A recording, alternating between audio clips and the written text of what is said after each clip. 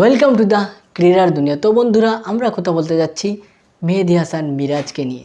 মেহেদী হাসান মিরাজকে নিয়ে কথা বলার কিছু কারণ রয়েছে বন্ধুরা। আমরা রিসেন্টলি মেহেদী হাসান মিরাজের কিছু কথা ওনার মুখ থেকে বের হয়েছে এবং সেই কথাগুলো নিয়েই কথা বলবো বন্ধুরা। আমাদের মেহেদী হাসান মিরাজ চুম্বেশ্বরী একজন পারফর্মার, যাকে আসলে সাকিবের রিপ্লেসমেন্ট হিসেবেও ভাবা হয়।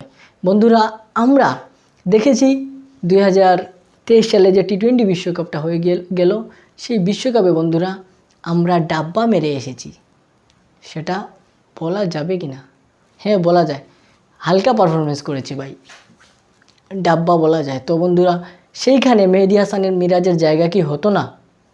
তো মেহেদী হাসান মিরাজ যখন পাপন ভাইকে প্রশ্ন করলেন যে ভাইজান, পাপন ভাই মেহেদী হাসানকে প্রশ্ন করলেন যে ভাইজান, মেহেদী কোথায় থাকতে চাও তুমি? দলে থাকতে চাও নাকি বাড়িতে থাকতে চাও? তখন মেহেদী হাসান উল্টা প্রশ্ন করেন পাপন মিয়াকে যে পাপন ভাই, আমার জায়গা কি 15 সদস্যের দলে হবে? আসলে প্রশ্নটাই অযৌক্তিক, কারণ যদি 15 সদস্যের দলে মেহেদী হাসান মিরাজের জায়গা হতো, তাহলে আমরা যে জিম্বাবুয়ের সাথে এবং যুক্তরাষ্ট্রের সাথে যে সিরিজগুলো খেলতেছিলাম, সেখানে অবশ্যই বন্ধুরা আমরা দেখতে পেতাম মেহেদী হাসান মিরাজকে। এবং এর আগে থেকেও মেহেদী হাসান মিরাজকে টি-20 থেকে ছাঁটাই করে দেয়া হয়েছিল, এবং কী কারণে ছাঁটাই করা হয়েছিল সেটারও কিন্তু স্পষ্ট কোনো ব্যাখ্যা দেয়া হয় নাই টিম ম্যানেজমেন্টের কাছ থেকে।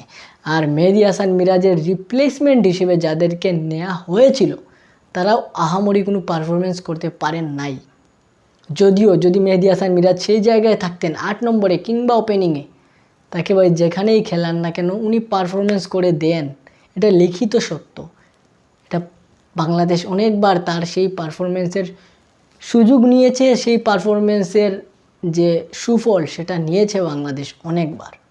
তো বন্ধুরা, পয়েন্টে আসি। তো মেহেদী হাসান মিরাজ যখন পাল্টা প্রশ্ন করলেন আমাদের পাপন ভাইকে, এক্স সভাপতিকে, যে ভাই আমি কি 15 সদস্যর দলে আর থাকবো, তখন আমাদের পাপন ভাই বললেন না, আপনি 17 সদস্যের দলে থাকবেন।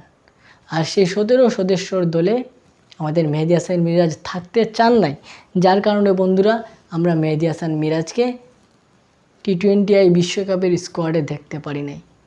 উনি এটারও ব্যাখ্যা দিয়েছেন যে কেন থাকতে চান নাই। উনি নিজে যেহেতু একজন ক্রিকেটার, উনার নিজের কাছে মনে হয়েছে যে উনি যদি 17 সদস্যের দলে থাকেন, এটা উনার পার্সোনালভাবে ক্ষতি হবে, উনার ক্রিকেটের জন্য ক্ষতি হবে। এজন্যই মেহেদী হাসান মিরাজ থাকতে চান নাই, যেটাও উনি একটা ইন্টারভিউয়ে খুলাসা করেছেন।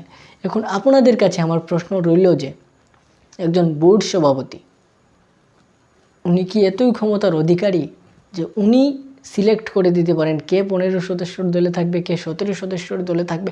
যদি বাই চান্স মিরাজ বলতো যে আমি 17 সদস্যের দলে থাকতে চাই, তাহলে অবশ্যই সভাপতির ক্ষমতায় উনি একজনকে ছাঁটাই করতেন। এটা কি আসলেই যৌক্তিক? প্রশ্ন রইল আপনাদের কাছে। আজকের মতো বিদায়, দেখা হচ্ছে নেক্সট ভিডিওতে। আসসালামু আলাইকুম।